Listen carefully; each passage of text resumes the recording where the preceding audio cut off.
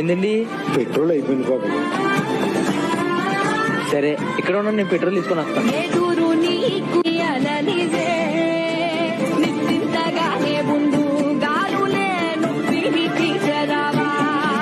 Thanks బాబు.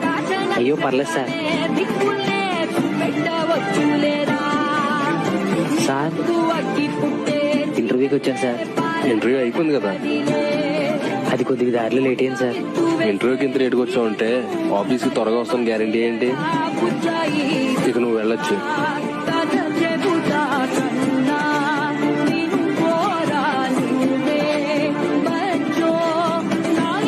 ఏమైంది బాబు?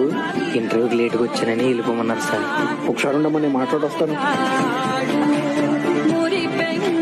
నీకు job వచ్చేసిందమ్మా. ఎలా సార్? ఆ అబ్బాయి మా అబ్బాయే. ఈ కంపెనీ కూడా మాదే.